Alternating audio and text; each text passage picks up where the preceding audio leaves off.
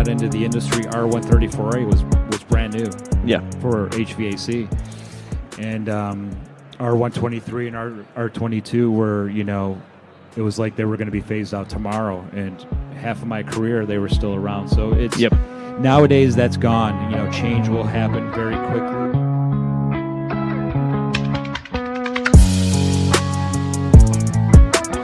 What's up, trade crew, and welcome to this special edition of the HVAC R&D podcast. Originally recorded live at the Chicago AHR Expo Podcast Pavilion on Tuesday, January 23rd of 2024. Thank you to Sal Brunetto from Bosch Home Comfort USA for sharing his time and expertise to discuss the future of hydronics and Bosch inverter technology in the A2L market space that is fast approaching. The crowd support and participation was phenomenal, and I cannot thank the trade crew enough for showing up and showing out. So without further ado, it's time for y'all to enjoy the show. Let's get it going. Yeah, come on.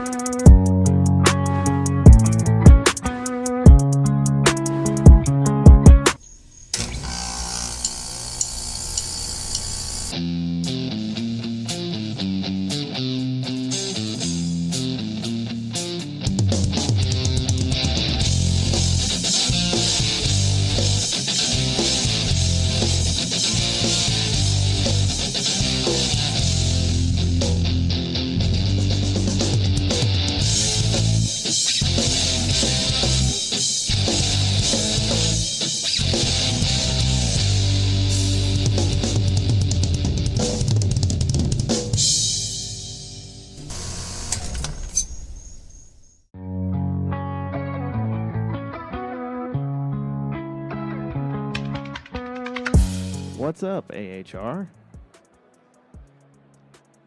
So, I will say, what's up, Chicago trade crew, as we always say for HVAC R&D. Say welcome to this special AHR live edition of the HVAC R&D podcast, hosted by me, Rhydon Atzenhoffer. I also go by HVAC Rhino on Instagram. And HVAC R&D stands for Research and Development and the pursuit of building a better, more knowledgeable community of HVAC tradespeople by learning from the past to help us all be better for the future. We are based out of North Carolina. This is our second live AHR trip as part of the Podcast Pavilion. We were in Atlanta if you saw us last year, so thanks for listening. We are powered by Keystone Sales and Associates, the premier PHVAC manufacturers rep in the Mid-Atlantic. Additionally, we are supported by our platinum sponsor, One Thing Marketing, your trusted marketing partner for helping you make your business successful through all means possible. Reach out, schedule a meeting with them today through their link in the HVACRnd.com vendor hub. We're also grateful to be part of the 2024 AHR Workforce Development Program. We were supported by Bosch for that, which is why I have my friend Sal here. I'll introduce him very shortly. But we worked with the local Prosser Career Academy in high school here, which is a local high school with a dedicated HVAC program, helping to bring the next group of tradespeople into the industry. If you're not following us online, you can find us on Instagram and TikTok at hvac.rnd. You can also find us on LinkedIn, TradeHounds, and Facebook as the HVAC R&D Podcast. You can listen to our shows every week on your favorite streaming platform, whether it be Apple Music, iHeartRadio, Pandora, Spotify, or one of another 20 different streaming platforms. Please find us, follow us, like and rate the show, leave us a review, share us with your trade crew. And if you want to work with us, or if you're interested in being a sponsor or sponsoring a one-off show, please contact us through the website contact form, hvacrnd.com. Or if you have any card information or want to touch base with me after the show, please come up. I'd love to network with you and introduce ourselves. Also, you can go visit the website, go to the swag shop, use discount code AHR for 25% off all of our stuff. We got hats, we got shirts, we got beer pong kits. We have a good old time in this industry, because that's what we're here for, right? So, shameless self-plug over, because, we have to do that. I would like to introduce a very good friend of mine, a very good fast friend of mine, Mr. Sal Brunetto from Bosch. So Sal's been in the HVAC industry for the last 19 years, since 1995. He started with Carrier after earning his degree in mechanical engineering from Syracuse. He's also worked for Trane, Will McLean, and Rheem. And along the way, he also earned an MBA and is a certified energy manager. He is currently the National Sales Manager for Bosch Home Comfort, managing the hydronic portfolio. So Sal, thank you very, very much for joining me. Thanks for having me. Yeah, What a let's get it pleasure. going. Yeah, come on. Yeah, thanks for having me. It's been quite a show. How's your show going so far? I know you're super busy with all sorts of media stuff. And what you're doing? What's funny is I felt I overbooked myself very heavily in Atlanta, so I came here scheduling 2 shows, not thinking I was overbooked, and I swear I've barely gotten to like 10 booths. Because you just start seeing people when you catch up, and it happens that way. It's always cool to come to this because you get to see everybody that you haven't seen for a year. But by the time you're done catching up, you realize half your day is over, and you're way behind. When did you get in? When did you arrive in Chicago? So my wife and I came in a little bit early. We didn't do anything for our anniversary in November, and we both always wanted to go to the Field Museum. So we showed up late Thursday afternoon, went to the Field Museum on Saturday, went out and played tourist a little bit because we always like to do that anywhere we go. And then as of Saturday night, it was on. Had company party and then the Bosch party and all the different parties, and here you go. Did you see that big dinosaur? What's that dinosaur called? The Tyrannosaurus Rex at the field? So Sue, that's right. So funny story about that. That was one of the main reasons we had to go to the Field Museum. So when my wife was very little, her grandfather got her a Sue t-shirt when she was a little kid. Wow. He later passed away, unfortunately, when she was really young, so she has always wanted to come and see it. Oh, that's just great. kind of as a little memento to her past. So that was pretty cool to go do. That's really good. I don't know if the Shed aquarium is still around, but it's a really great aquarium if you have time. I know I had a customer who he and his wife are up here, and she has been at the aquarium all day. Oh, okay. So it's still good to hear it's still operational. It's been around a long time. Yeah, it's still over there. And if you're going to do that over the Field Museum, you do not have time to do it in a day. I'll just say that That's real right. quick. That's right. But what about you? When did you get here? So I got in Sunday afternoon, and I kind of, got in. Flight was good. It's funny. I live in the Atlanta area, and it was 15 degrees when I left Georgia. I landed here, and it was 14 degrees.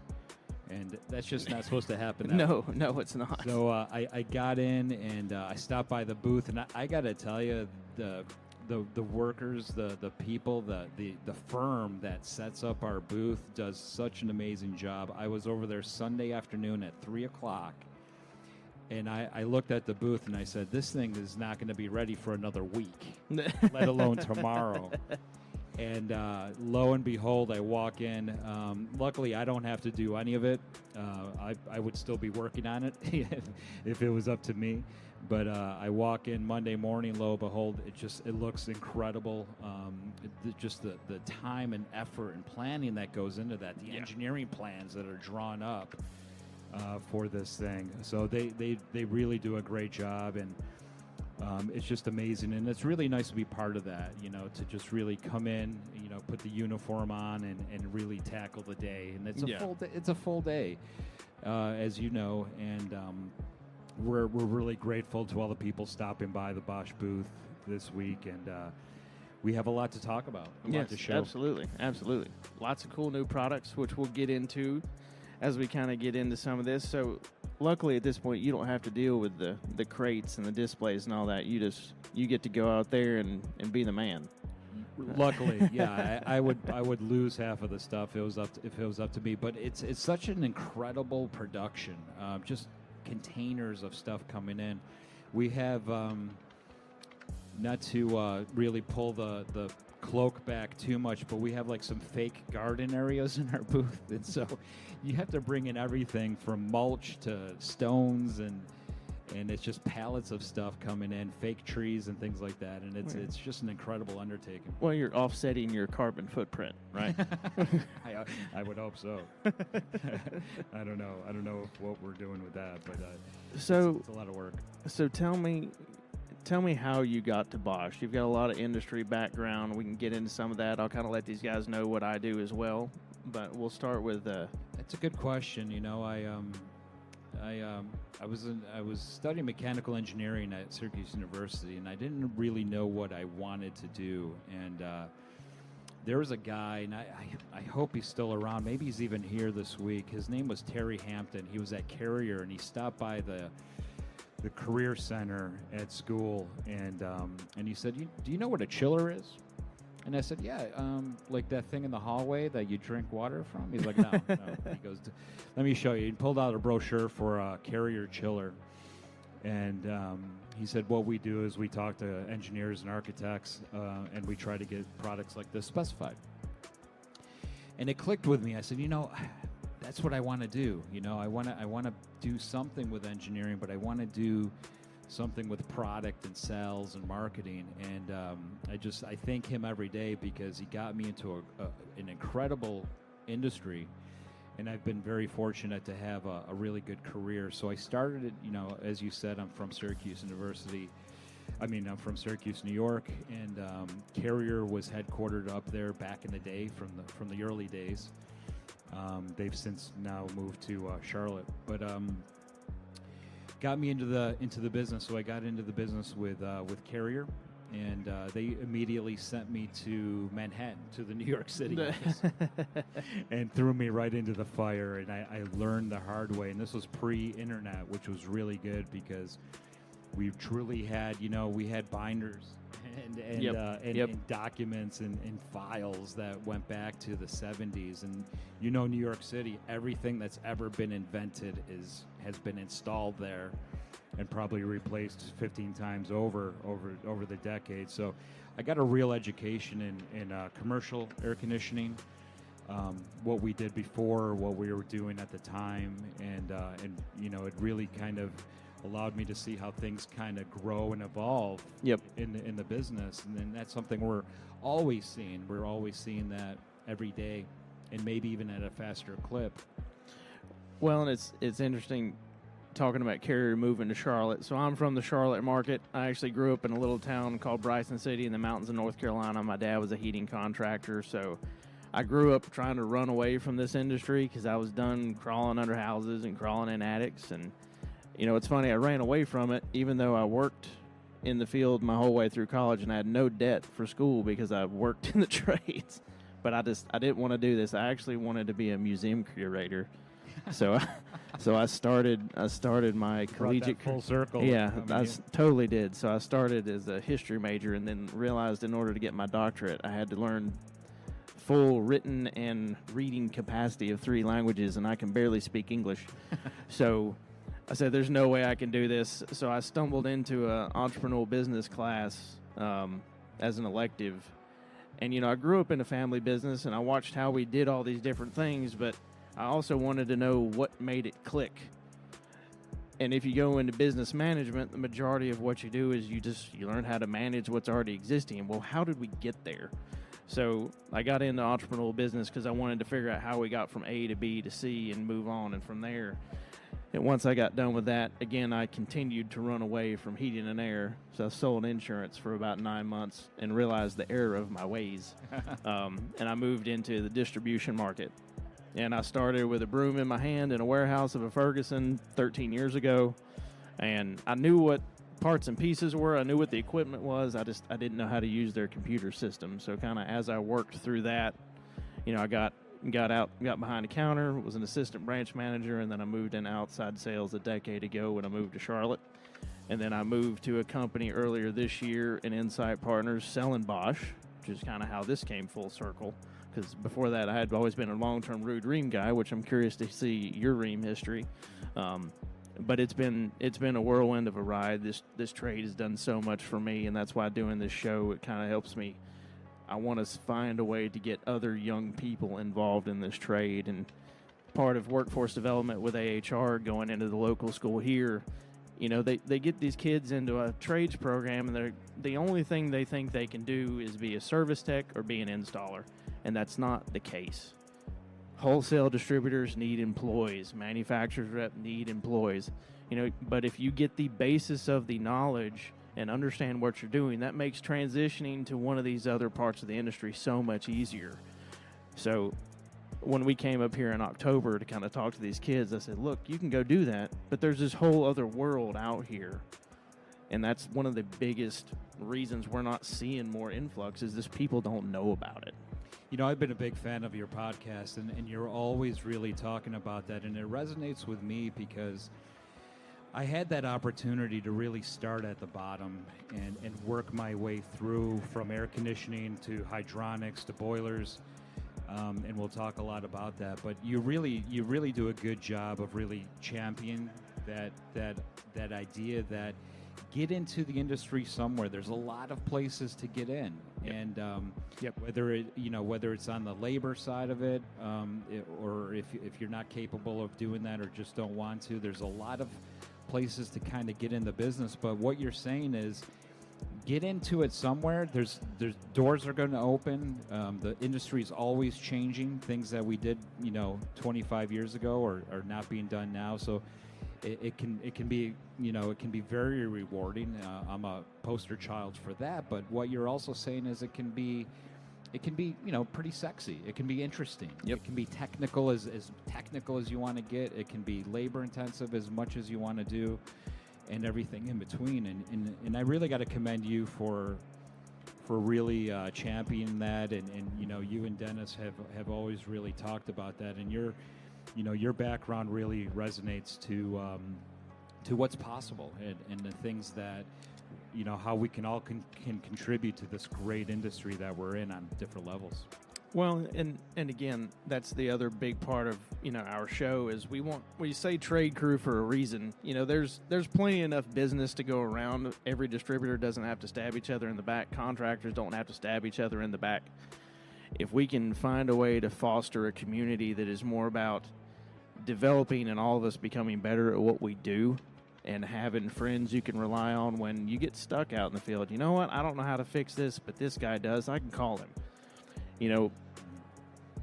You grow through a lot of these different things, and even you see it in distribution. You see these contractors that just are cutthroat to one another when they don't always have to be.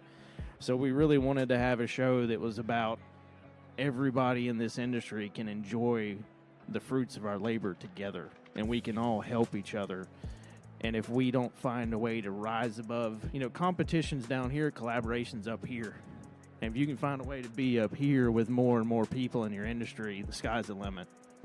Yeah, you said it. I would be nowhere without collaboration and patience from some of the old timers. Absolutely. That I came up with.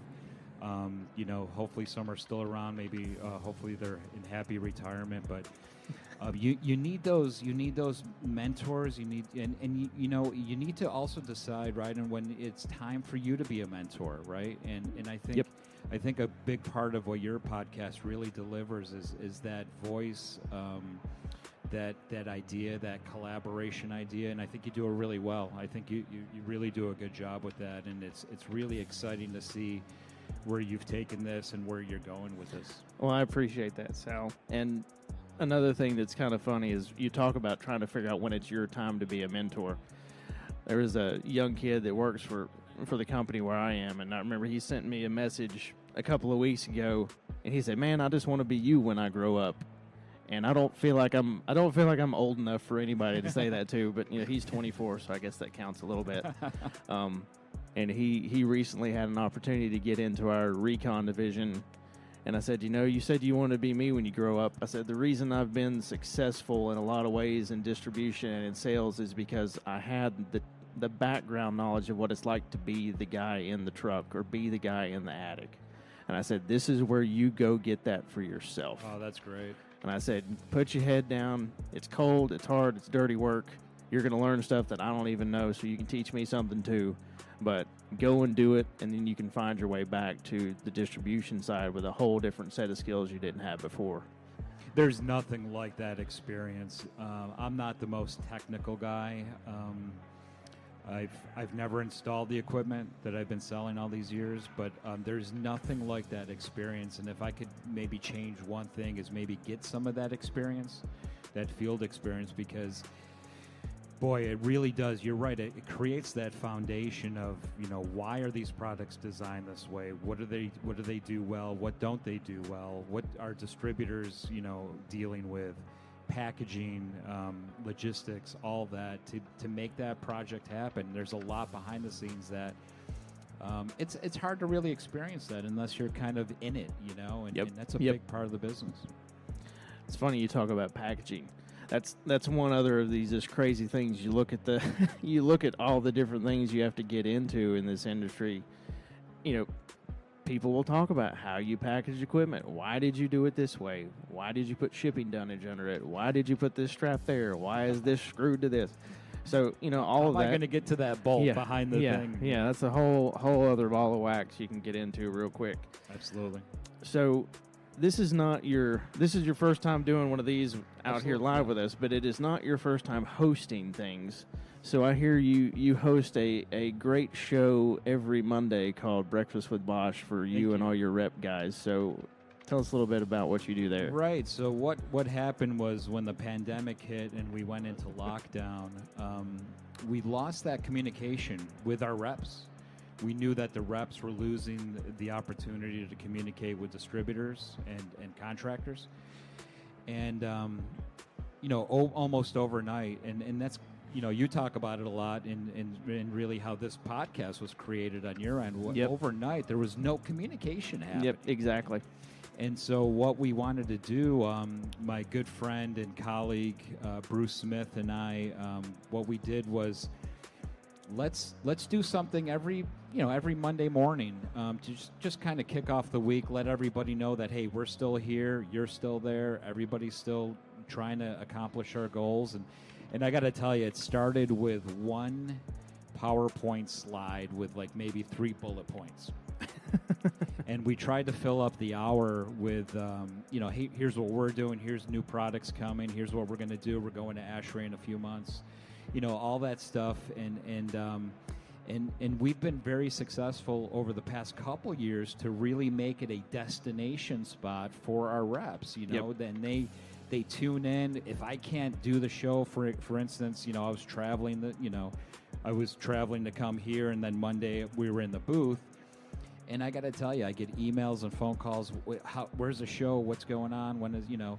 And so we've been very fortunate to really foster this extra layer of communication with our reps to keep that communication open. So even though we're back to being outside and traveling and everything, Breakfast with Bosch has truly become a destination for the reps. I'm very proud to host that. I try to keep it funny, keep it light, keep it informative. We've explored doing a contractor version of that to really get the Bosch messaging out to our contractors, as well as more of maybe an internal distributor type call to once again keep them informed. You know, Bosch is a complex organization on a whole, but even if you look at our own home comfort group, which is our HVAC division, we're kind of like 3 companies in one, because we have this air conditioning and heat pump division or business unit. We also have boilers, and then we have our water heaters. You know, so in a lot of ways, you're contractors and distributors are dealing with 3 companies that, we're trying to bring the experience, to simplify the experience and act as one company, obviously, is what we really are. But it can be very complex sometimes. You know, I'm talking to boiler and water heater distributors and contractors. My colleagues are talking to maybe AC only contractors. So, and if you go to our booth, you'll kind of see us trying to bridge that gap. Yeah. Right? So, but yeah, thank you. Breakfast with Bosch has been very exciting. I'm very happy to do this. I kind of, just like that young man said to you, I kind of want to be you someday. I want to do what you're doing as well. So, well, you get that a lot. You're welcome anytime. You're welcome anytime. And like Sal said, the whole reason our show HVAC R&D started just a little over 3 years ago was, I was a sales guy. I had a buddy that was a tech rep.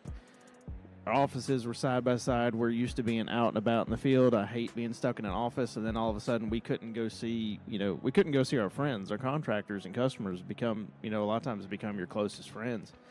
And, how do we talk to this layer of people that now we have no face-to-face interaction anymore? So we we wanted to develop a show that, was a true podcast. It wasn't video, it was audio, so that, the guy driving around in a service van all day or a guy sitting in an office could listen to it while he was doing different things. And we wanted to have fun with the industry as well as, be educational about it. So typically, we get on the show and we crack a beer, which don't have one. So if anybody at the beer garden wants to bring me a beer, you're more welcome to. But as we kind of start getting into some more of the meat of the show, I think it's about time to do a giveaway, right? Should we do a first giveaway? Absolutely. So Kristen, my wife up front, has got some tickets. I'm running low on them. We might have to switch to ripped up pieces of paper with numbers on it or something. But if you're interested in a giveaway, come grab a ticket from her, and then we'll start giving some of this stuff away up here. Maybe we should tell them what we have for those listening, or when they. So yes, for those listening that did not make it to the show, we've got some nice HVAC R&D Richardsons fresh out of the box, some Bosch Home Comfort zip-up hoodies, and then we've also got a couple of self-leveling lasers that we'll be giving away as well. So first round's going to be a hat and a zip-up.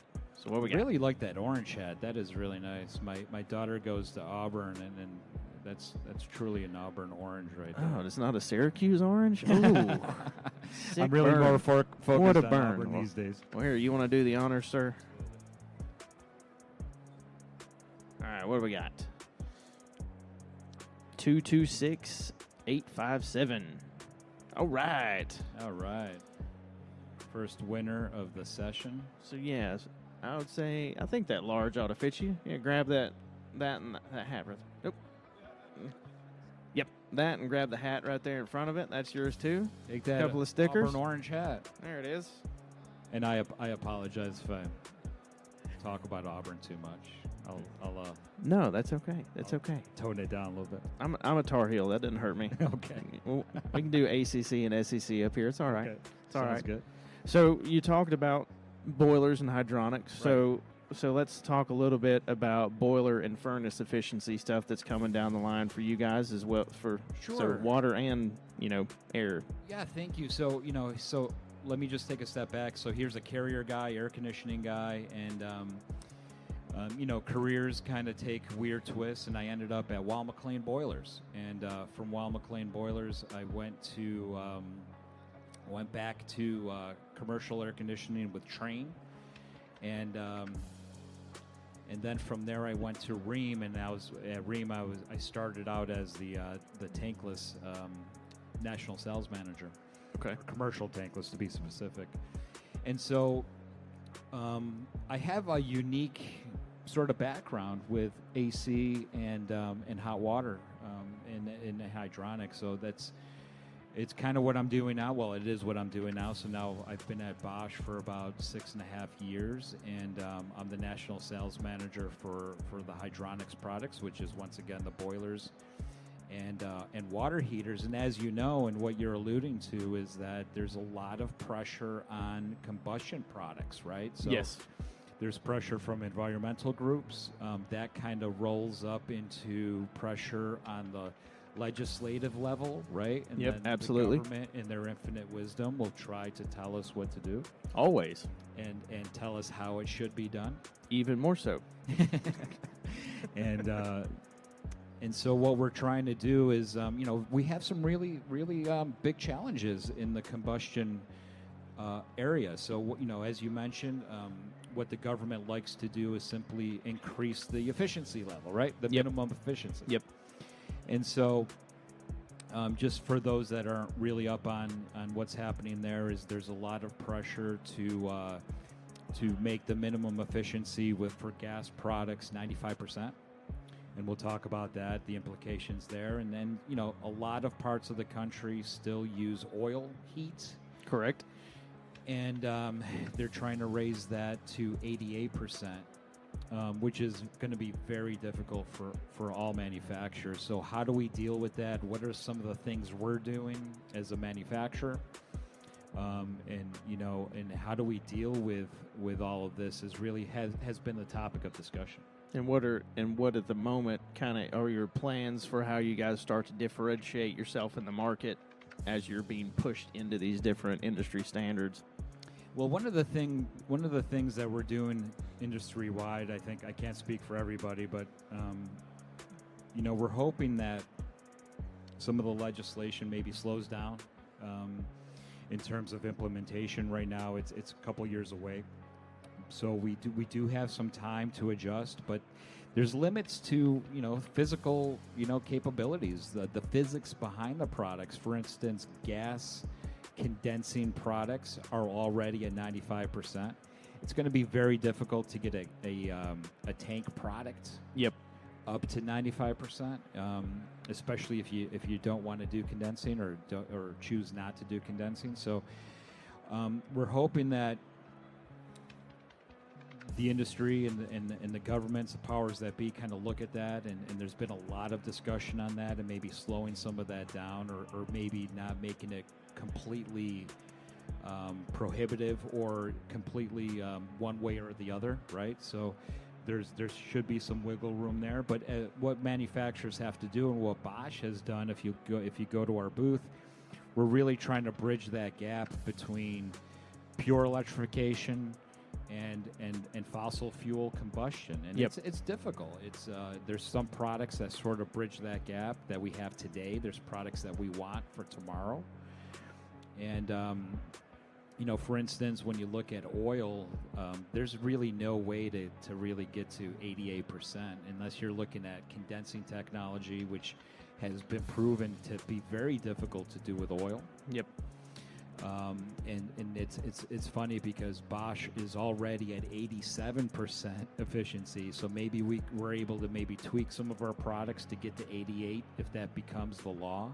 Just eke it out just a little bit. Maybe maybe get back in the lab, right, and figure it. some things out. But we're kind of fortunate there. But what Bosch has really taken the tact of trying to just have something for everyone in terms of high efficiency products, yes, but respecting the installed base and respecting the contractor knowledge level and just being able to service that contractor and the ultimate end user, right?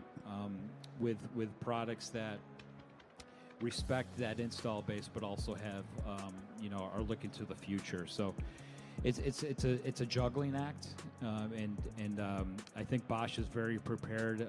Probably among all manufacturers, one of the manufacturers really prepared for that. And it's seemed that way. So I've sold Bosch IDS product and residential HVAC products for the last 10 months now, and it's been one of those products that you're kind of already walking that fine line between being ready for a lot of things that are changing, but also being prepared to have to make a few other changes. Coming over here, it's been completely different in terms of how you look at even the product versus how you sell other brands. I never imagined you could do so many different matchups with 7 outdoor units. Right. Most people have 7 outdoor units per SEER rating, let alone anything else. And Bosch IDS covers everything from 15 SEER 2 up into 20 SEER 2, depending on matchups, with 7 outdoor units, which just blows your mind.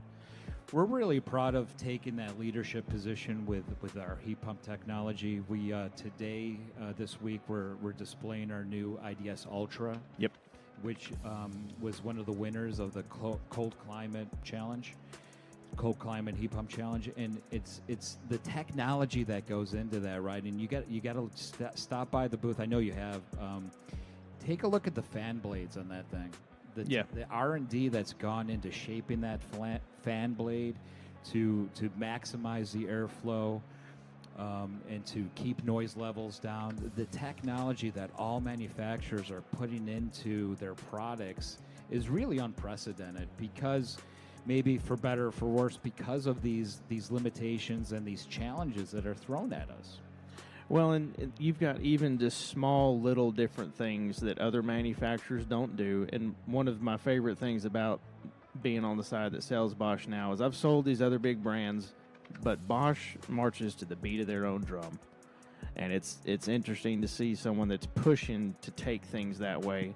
But when you talk about even the quietness of a unit, things like building pressure before you shift the valve, all these other little different things that keep bringing noise down. People don't even know the stuff's running half the time when you're next to it. That's so true. I mean, you've been at training sessions where the unit's running. Yeah, and you don't know we it. can have a conversation just like this with the unit, up here on the stage if we had to, if we wanted to. Bosch is in a unique position because of being a global powerhouse, not only in manufacturing and engineering, but specifically in HVAC. We're able to borrow and trade around the globe and take what works elsewhere and maybe modify it for the North American market. We're able to test products all over the globe and really see how they work in different climates and different applications. And you know better than most that, Europe does things very different. So yes. we're able to kind of borrow and learn from there. And then and by, vice versa, they learn from us as well. So we're really positioned well to bring a variety of different products to the market. We're usually going to have some really good successes, but we're also going to learn from just what works and what doesn't. And I think the contractor, distributor, and homeowner are going to be better off for it. Well, and talking about the contractor and distributor benefit to a lot of the product, what's so interesting with how Bosch has gone to market is they're taking the forefront of technology with inverter products, but they're putting it in a package that the average everyday contractor can learn on and can understand without it being a major undertaking and changing how they do things. If you look at a lot of other manufacturers, as soon as you go to anything, above base SEER, you've got an app on your phone with Bluetooth to commission it, or you have to have a $800 control system to be able to operate this inverter and do all these different things. And the way Bosch is set up is all the brain is in the outdoor unit with an inverter, and you can control it with a basic thermostat because everything is done with time and temperature, and it takes the guesswork out of it. If you can get past, the shock of just seeing a control board that's bigger than usual, it is a night and day game changer of a product. Thank you. Yeah, we're really proud of taking that position and going in that direction with our design. Yeah. We have every manufacturer out there does a ton of training, and we have some really great trainers. Your own partner Dennis is a big part of that. Yep. You've heard him talk about the trailers and the carts, and I got to give a big shout out to Fred Crick and Dave Fayok and Rick Kincaid and Chaz Karen back at Bosch, because they are blanketing the country, talking to people every day, twice a day if you let them, because it's so important to train the contractor, get the contractor comfortable with the products, and like you said, make it a great experience so that there's less problems in the field. Less problems mean less problems for the distributor and homeowner. So when we can incorporate and simplify a very complicated piece of equipment, it's something that we are really always going to prioritize. No, and it's a huge point to be able to say that. And as we talk about kind of having these ease of transition products, I know we all know we have a refrigerant change coming, so we have A2L going to R454B. On the hydronic side, I know I've done some training with FHP down in Florida. We went through some of the Bosch product and how they're updating things for new refrigerant in the hydronic air handlers. So what are some things there that have been hurdles and you've found ways to overcome between everything from sensors and other things like that are now going to be required? It's an incredibly complex undertaking.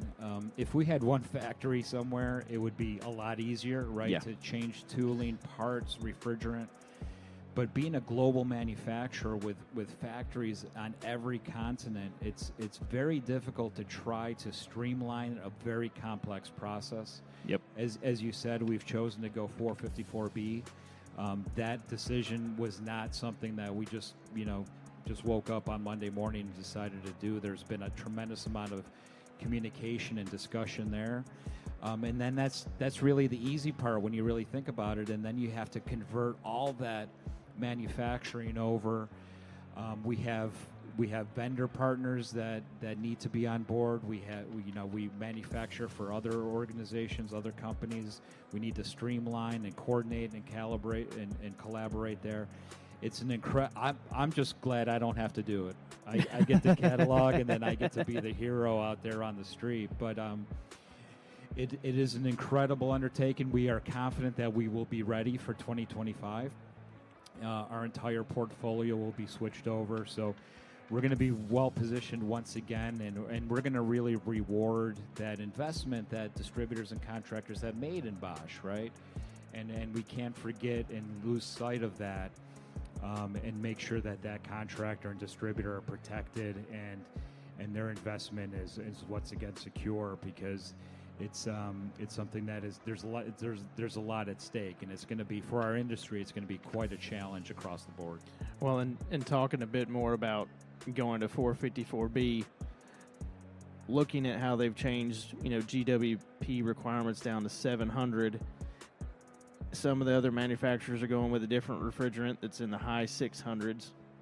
My only guess is that whenever they change refrigerants again, what are they going to lower it to? So if they lower it to 500, most everybody is still in good shape, but some other people won't be. So I was always been curious if some of that even played into trying to think long term. If we're going to switch refrigerants, how can we be in a position to hopefully get through at least a longer term transition with how they're changing the way they regulate it? There's a lot of discussion in there, and there's a tremendous amount of planning and strategy that really goes into that. And you're right, we're trying to sort of look into our crystal ball and see where the new changes are going to come. And it's very complicated. We everybody has some really smart people to look at that and try to predict what's going to happen and position ourselves well, because as everybody knows that you just can't turn on a dime. You can't change your manufacturing, no, you cannot. Your suppliers, and there's also, of course, everybody's concerned about sell-through, right, and all of that. But it really it's something also. There's a lot of money being spent in Washington. There's a lot of smart people talking to smart people, and a big part of it is really looking at, getting back to hydronics and some of the efficiency levels there, is really hopefully having those conversations where we can be logical and reasonable. We all have, the end goal in mind, different pathways to get there. But there's also a lot of that, hey, when are these rules really going to affect? When is it? If I'll bring it back to the days of dry R22 units, right? And how that really extended the timeline of product much longer than any of us probably would have predicted. No, I agree with that. I remember selling dry 22 units when I first got into wholesale, and all I could think is this really what we're doing? I didn't understand it. I understood it to a point with some commercial stuff, but I just felt like if you were going to start selling dry 22, you were doing nothing but a disservice to a homeowner. Right.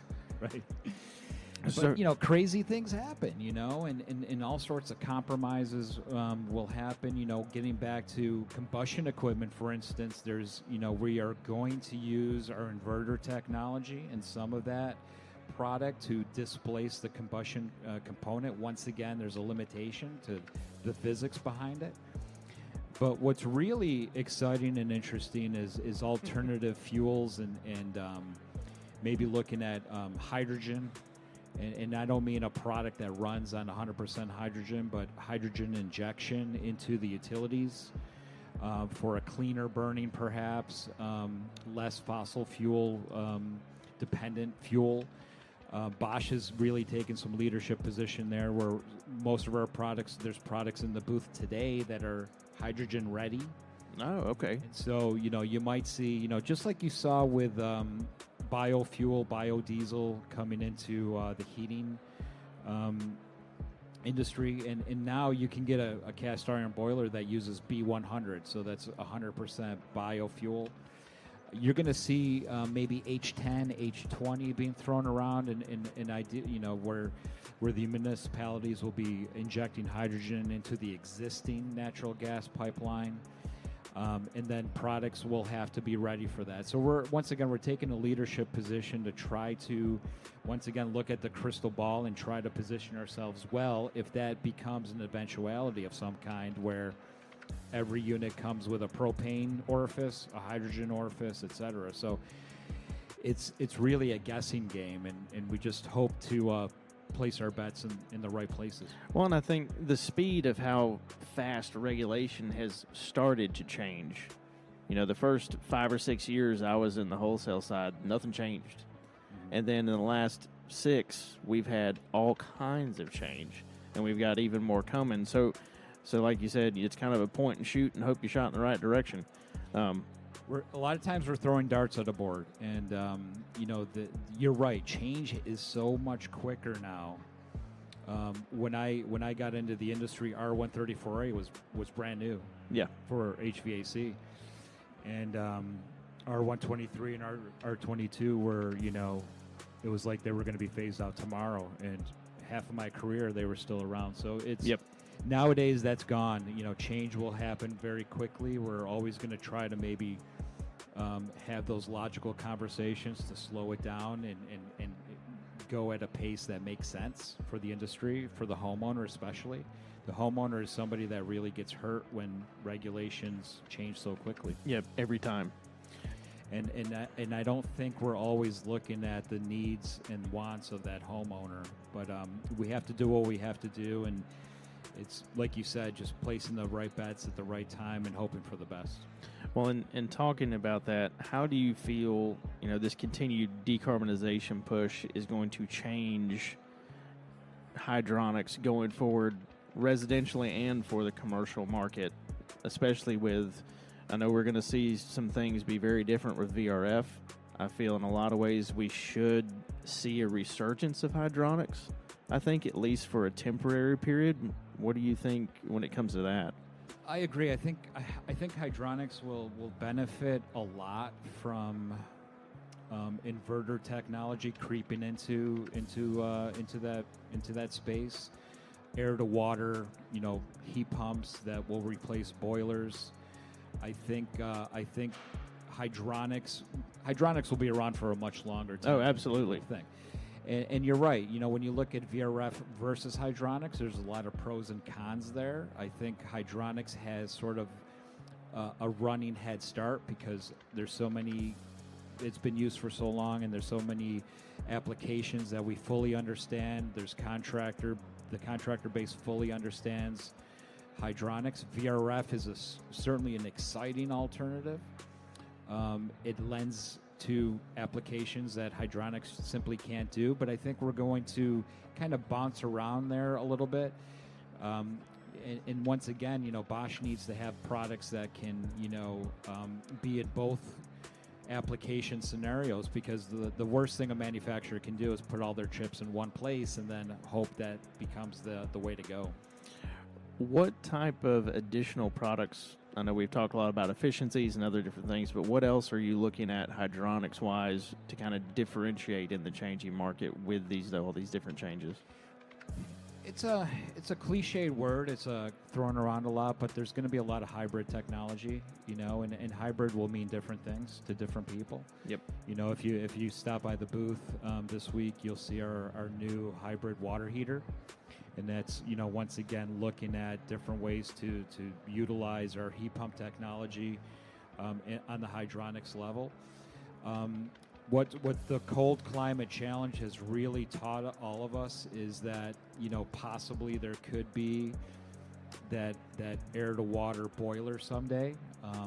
Now, it might not get up to 180 degrees like we can do easily today. Maybe we're going to be limited to about 135, 140 degrees, but getting back to hydronics and hydronics applications, we fully understand how to do that. You're not going to be able to do that with a cast iron radiator, from 1925, but certainly with new design, new products that we haven't even seen yet, we're going to be able to have those hybrid products that really dip their toe into electrification, but maybe have their roots and DNA in the hydronics market, your radiant flooring, et cetera, et cetera. So it's going to be really exciting to kind of look at where the market goes. And I think the lines are going to be blurred between what's really air conditioning and what's boilers. Well, and that water was going to be my right? next question is, again, how do you start, you've got what looks like 3 divisions at this point through the home comfort group, but the more we get pushed efficiency-wise, it's kind of just making it to where you have less and less and less different products in some ways, so it starts to push it all together. You're so right. Even yesterday, customers were coming into the booth and they were saying, "Well, who's going to sell this?" Yep. Because is it your product or is it the AC guy's product? So you're absolutely right. I think we're going to have to deal with that, and it can be scary for some people. If you're looking at you're going from a traditional water heater to now this thing has a refrigeration circuit on it. Yep. Oh my God, how am I going to deal with that? So once again, it really comes down to education and really what all manufacturers do is we can move so quickly with research and development that we can sometimes outpace the entire industry. Yep, I can see that. And then contractors, distributors are struggling to sort of, kind of catch up with it in effect from a standpoint of the technology being so different. And I think that's what you're talking about, whereas a water heater in the past, connect gas and cold and hot water to it. Well, now you have other things to consider. The heat pump water heater has a condensate drain on it, right? Yep. And it's not the same condensate drain that a tankless water heater has, and here's the difference there. So once again, we're going to have to rely on really educating the industry as much as we can, and all the good manufacturers do a phenomenal job of really raising the bar and raising the knowledge level across the board. Well, and I know we continue to jump around bits and pieces, but as I think of things, I have to ask. So one of my favorite things about the tankless water heater line is that it's set up to where if you pull a tank out, it's pretty easy to put tankless back in.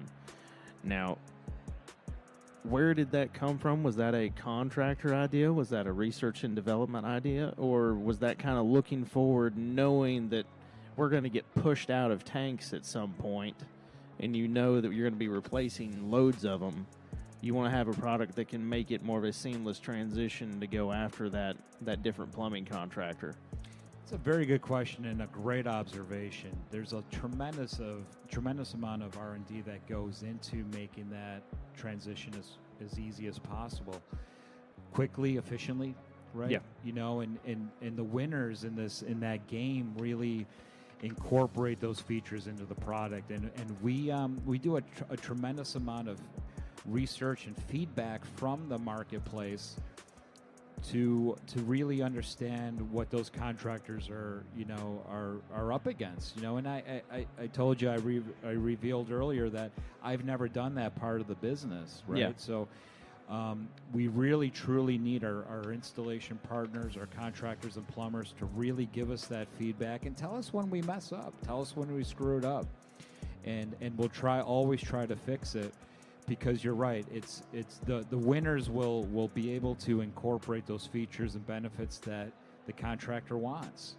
And unfortunately, admittedly, we sometimes don't listen as much as we possibly can. But I will say, one of these things where Bosch marches to the beat of their own drum.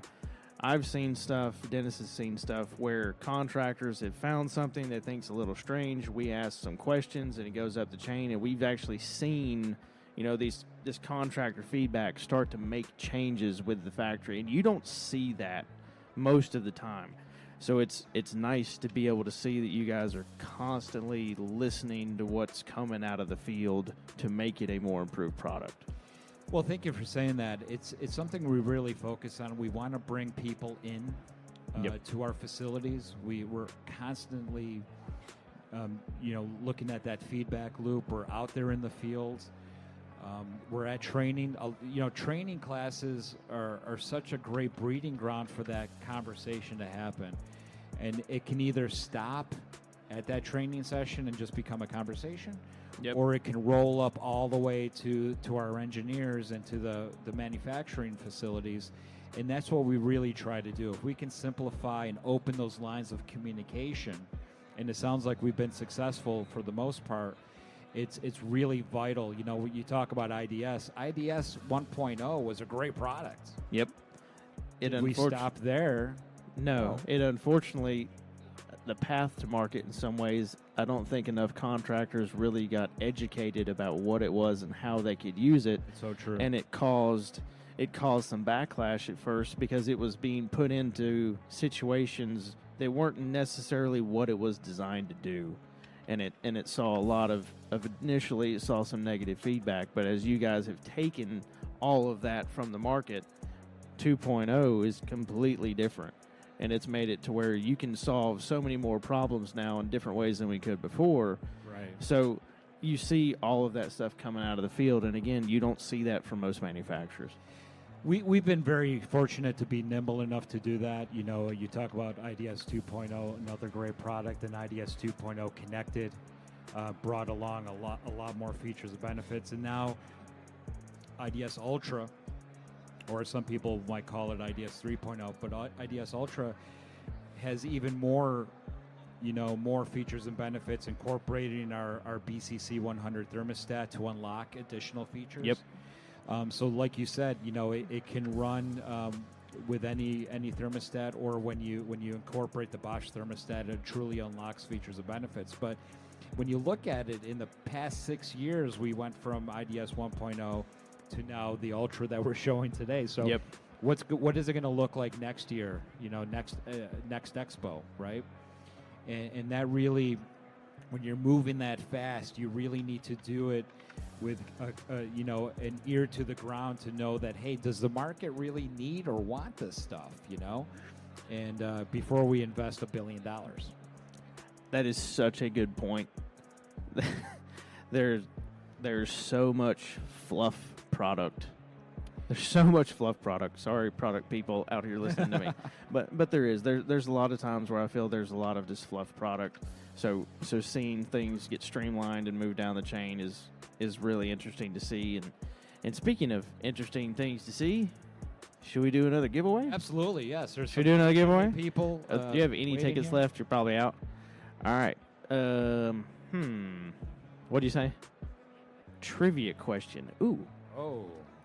Wow. I might screw this one up, but we could try it. Should we do what was the first year there was a Bosch patent?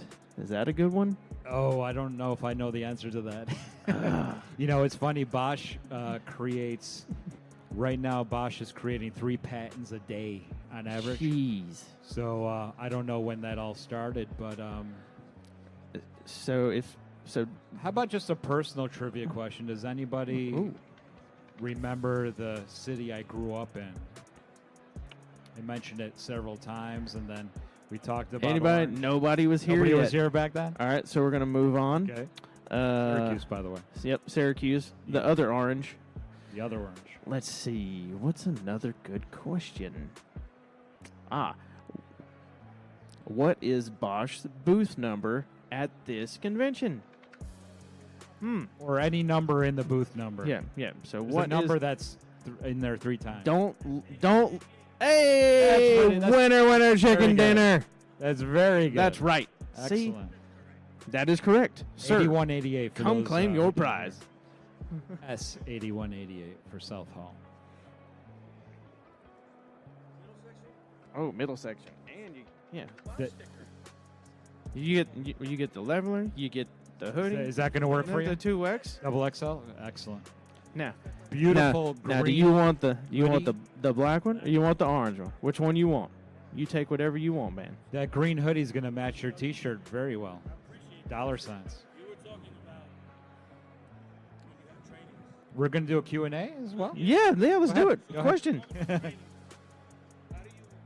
get people, guys that are coming through the training, you talk about having conversations. People that sit in the back, they're introverted, they don't want to really talk. And how do you break that cycle? Great question. That's a very good question. So if you didn't hear, sometimes techs will come to the training center, sit in the back, and maybe they're a little shy and they're not going to ask questions and then just kind of walk away. You know, our trainers try to make training fun, you know, and by making it fun, Fred Crick, Dave Fayock, if you see these guys, they're putting on a show for you, and they can really elicit questions, and they'll reach out to you and say, hey, you know, what do you think about what I just said about, you know, reading the pressure gauges, you know, so that's something that I think we do really well to pat ourselves on the back. But it's a very good question. It's very important because it's a waste of time if somebody comes to the training class and walks away and they have 25 questions they were afraid to ask. It's something that happens a lot. You know, also keeping the training classes relatively small. 25 is a magic number. And when you have 25 individuals in there, it's maybe a little easier to have those conversations. And then you throw in a couple coffee breaks, and you go back to the back row and you say, hey, what do you think about this product? You know, are we full of hot air, or is this something that, you know, is informative? So it's a good question, and I would urge anybody who's listening to ask those questions. And I always say, and I didn't make this up, you've heard it a million times, if you have a question, 10 other people have that same question and they don't want to ask. So be a hero and ask the question. And there's no stupid questions. I think the other thing too is we have to continue to, I don't know if evolve is the right word, but I think it kind of is. You kind of have to evolve or dissolve, as we say on this show. But when it comes to training, you have to look at doing things a little bit different. It can't always be 8 hours of, as we call it, death by PowerPoint. That's you'll lose them real quick. So I think incorporating breaks, incorporating open questions, but also incorporating running live equipment, because most trainings don't have that. And if you want to learn the most about how to do anything with a product, you got to pop the hood.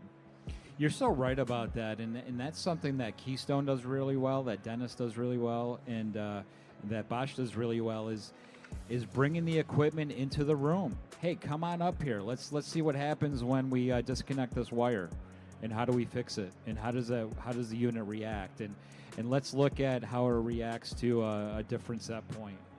And that can really explain how the product works. And you're right, there's nothing like that hands-on learning. And we're lucky to have some products that you can do that with. IDS, for instance, you could plug into 2 different wall outlets, right, to get to get the power requirement you need and run that thing in the training room. Not easy to do a boiler that way or a water heater, but IDS really lends itself to that. Our split system, our inverter ducted split system is called IDS, and it's a good example of bringing that product into the classroom. So, and we can talk a little bit about product too. So IDS obviously is inverter ducted split. You also have IDP, which is an inverter ducted package unit, which I believe, if I'm not correct, you were the first person that came out with an inverter package heat pump. Yes, we were very proud to bring that inverter technology into a packaged heat pump, and there's one in the booth.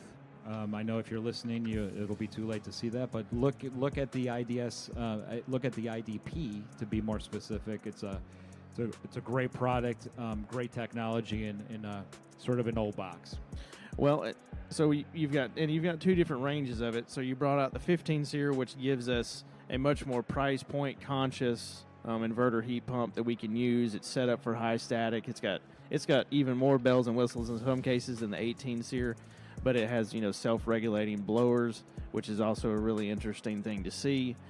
But where I've also started to see interesting different capabilities for that 18 SEER is, since it can go downflow, we've had situations where lead times on a 5-ton 3-phase package unit is God knows when.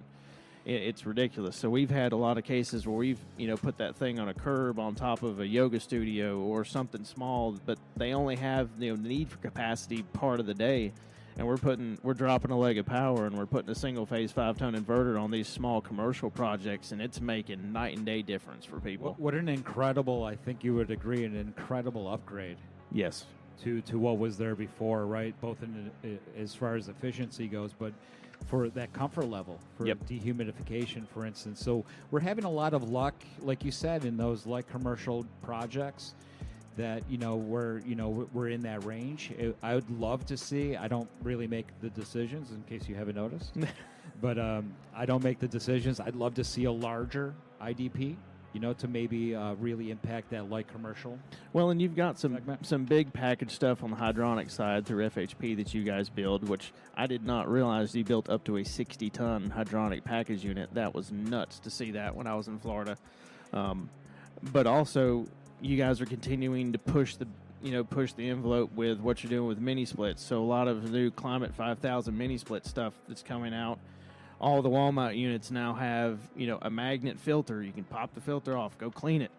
You've got 2 latches and a screw, and you can take out a whole blower assembly, clean it, go put it back in. No one else is doing that with mini splits. So you're continuing to come out with products that are not only more beneficial to the homeowner, but they're much more beneficial to the contractor because he can do and perform the maintenance they have to perform at a much quicker and faster and more efficient level. So it's changing things completely.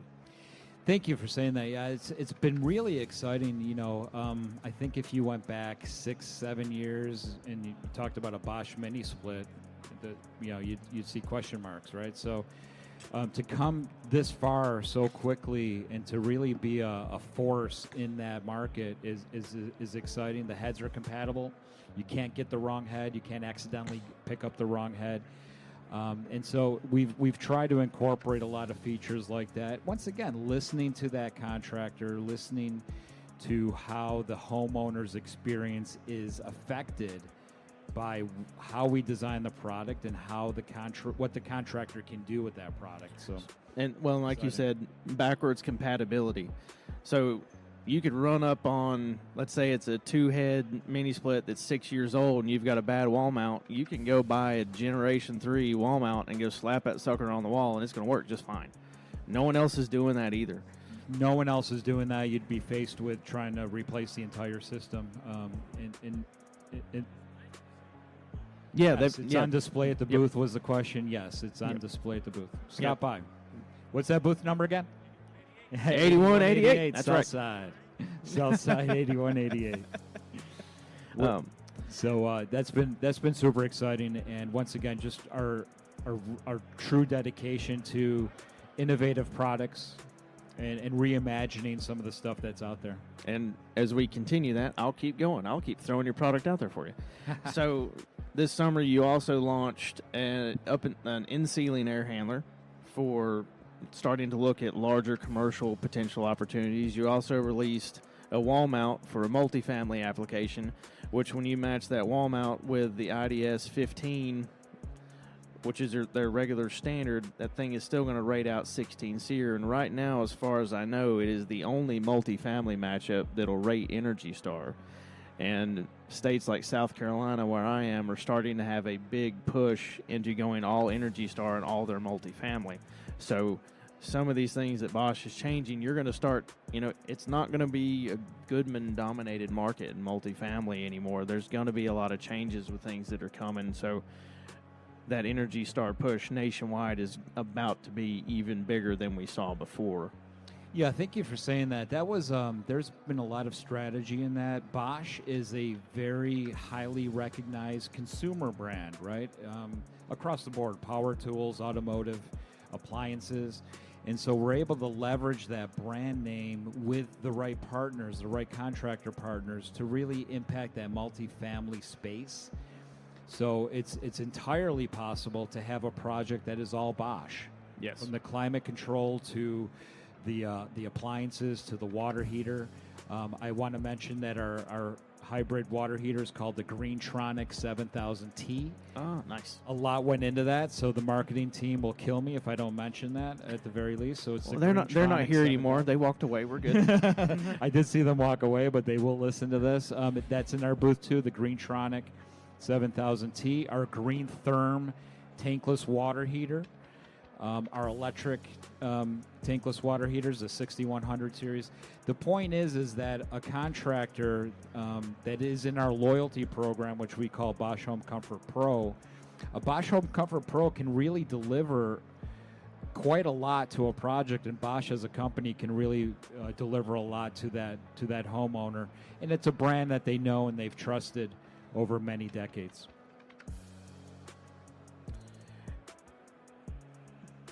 Do you want to do another giveaway? Yeah, we can. Why not?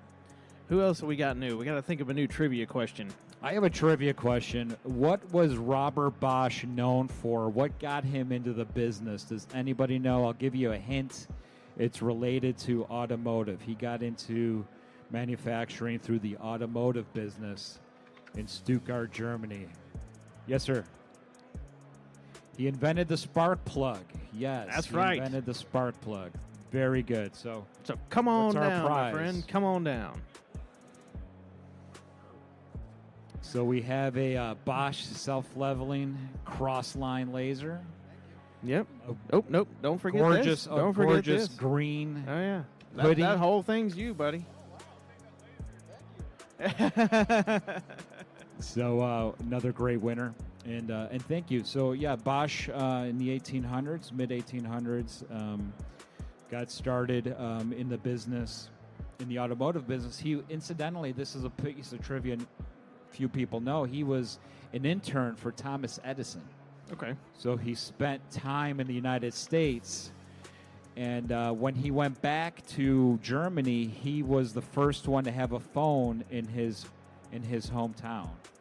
I don't know who he was calling because nobody else had one, but he had one of the first phones in his hometown. So a little bit of trivia for our founder, Robert. Well, he had a cocktail party and everyone came over and they hoped they got a phone call. Must have been super long distance, Yeah, right? that's Whoever right. they were calling. So Imagine what that cost. So you talk again. Bosch obviously is a high-end appliance company, but I feel like they take that mindset into even how they put their heating and air equipment together. So you buy a Bosch furnace, and you get everything you need with it. You're not buying hose kits separate. You're not buying LP kits or any of that stuff separate. They put it in the box. If you need it, you use it. If you don't, recycle it. Save it for the next one. But you guys make sure that when the contractor's going out there, those little piddly things that always end up being the second trip to the wholesale house, in most cases, don't happen. That's the key. Once again, making that experience as beneficial as possible and making it profitable. It all comes down to money. Our Green Therm tankless water heater doesn't require a flush kit. That's something that's easy to forget. You leave the supply house.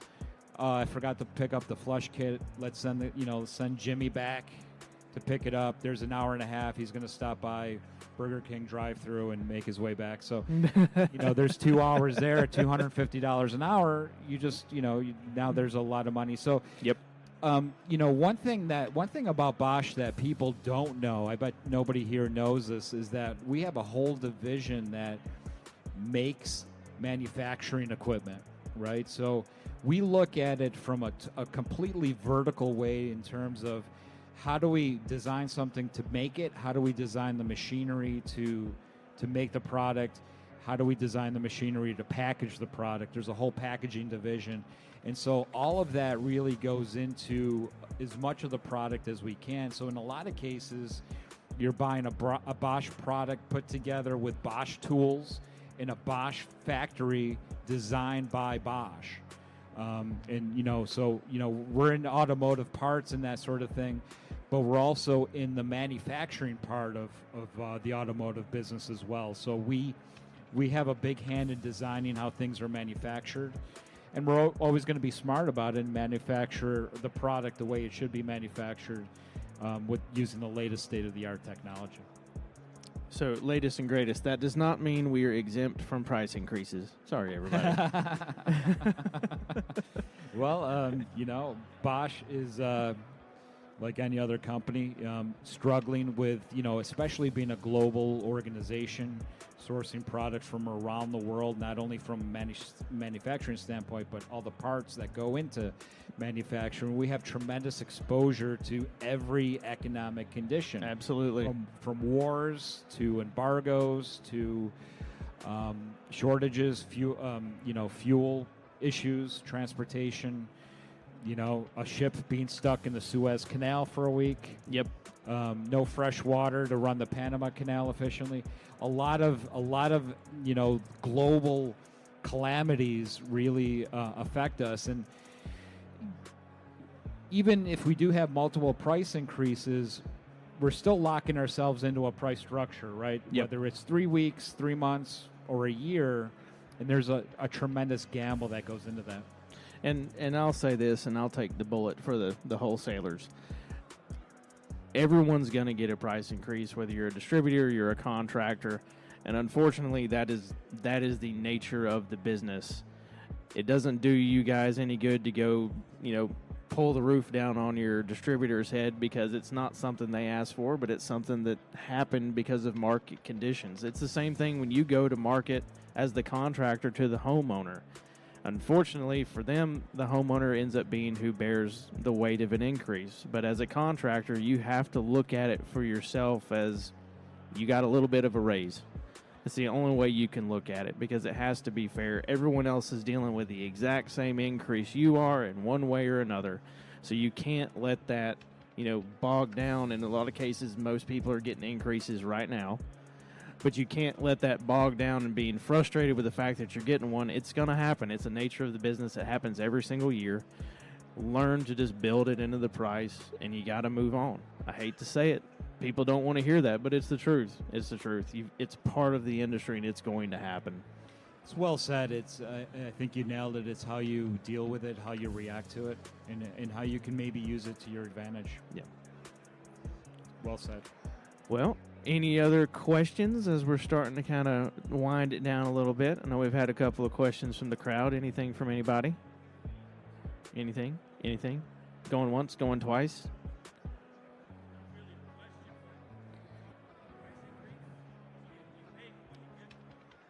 That's true. Correct.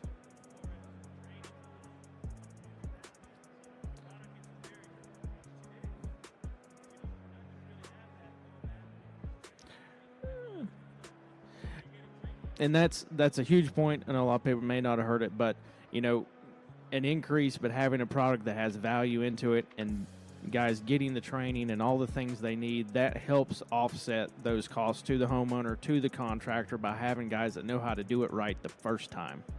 Because in most cases, all the reason we do training is we're trying to help eliminate all the callbacks that you guys get.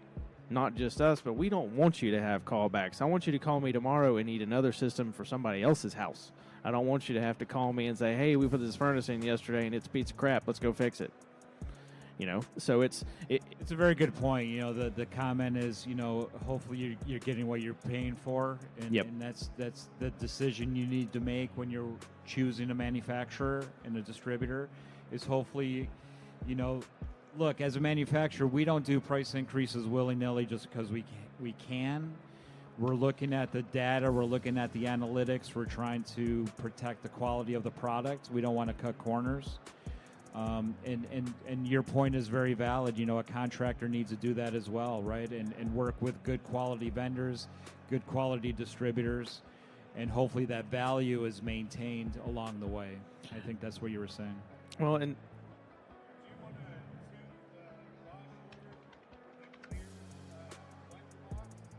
oh, that's a good one. So yeah. No, I've not seen anyone else that does it either. Yep. So the comment was the clear collector box is something that maybe we should be proud of. And thank you. Thank you for saying that. I appreciate that.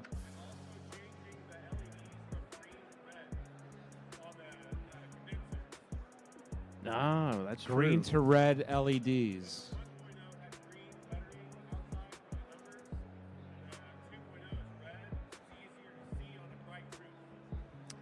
Red being easier to see on a sunny day. Very good. Very good. And I don't know if we planned it that way or if that was accidental. I don't really know. I'll find out for you. Well, and if you're looking for a product you can spray and coat that so it doesn't disappear in a couple of years. Our guest yesterday, Mr. Brian from AC Products, he is S8695. So when you're done at the Bosch booth, go right around the corner and see our buddy Brian. He's got some pretty cool stuff that, he's using it as a protectant to actually make Bosch an even more, overall long-term product for customers. So go check him out. He's got some really cool stuff. And for the same reasons, always wear sunscreen. Yes, always wear sunscreen on the roof. Sunglasses, protect the eyes. Eyes are very important. You're right. Make sure you have UV. What is it? Polarized. Yes, polarized. Glasses. Yes. I also saw a social post the other day. It's also important if you're in Florida going to Florida heat pump training, because there might be a gator in the water next to the highway, and without those polarized lenses, you don't know they're there. You got to be able to see past the surface of the water. That's it. So, any other questions, everybody? All right. So, I will start to wrap us up a little bit. We'll be up here for just a little bit. If you got any Q&A, please. Oh, yep, go for it.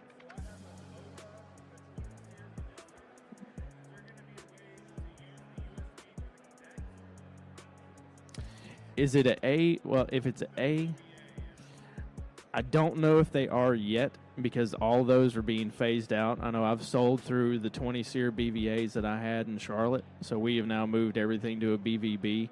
So it will come connected. We do and have heard, and I'll use him to back me up on this if I'm right or wrong, they are going to start making it to where all the lines will be able to be communicating if they want, but they don't have to be. I've heard some rumors of that coming in the future. Nothing will have to be. Yep. So that I can say yes. But it will have the option if you want it, potentially, as they start going into the new, I guess what would be 3.0 is what we're calling. Yeah, the 454. 3.0 or the Ultra is going to unlock some really great features when you choose to go connected. I don't know if that'll be backwards compatible. I don't know at this point. Any other questions? And you can come grab a hat, brother. You've done nothing but sit here and talk. So you come get you one. Oh, yeah, I didn't even notice. You stopped by yesterday and picked up a hat already. All right. Thank you very much. You're welcome. You're welcome. Thanks, grab you Dustin. some stickers, too. Grab a handful of stickers. Well, Great. Thanks, man. Thanks for listening. well, Rhydon, I want to thank you for this opportunity. I'm a big fan of your podcast. Yeah, all the work absolutely. you're doing. It's been great to spend this time with you and spend the past couple of days with you. And I really appreciate it from everybody at Bosch. And thank you for helping us get the product out there and get the education out there as well. Thank you. Well, absolutely. I appreciate it. You guys have been so good to me since I joined the distribution side of the Bosch team. And it's been a great product to learn and convert contractors that I've known for a long time to a product that they can trust moving forward for many, many more years. So it's been a fun process. Again, everybody, thank you for listening. I am Rhydon Atzenhoffer, known as HVAC Rhino on Instagram. This is HVAC R&D Podcast. You can find us on anywhere online on Instagram and TikTok as HVAC.R&D. You can also find us on LinkedIn, Trade Hounds, and Facebook as the HVAC R&D Podcast. Please go and follow us. Please go and follow Bosch at Bosch Home Comfort USA.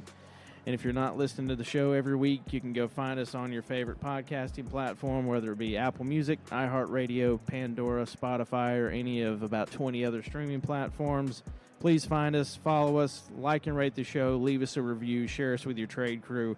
And if you want to work with us, please reach out to us through the website, hvacrnd.com.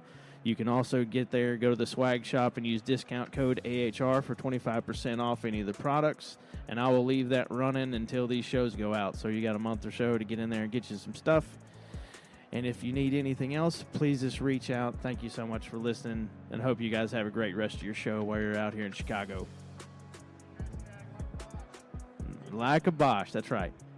Thanks, everybody. Take care. Peace.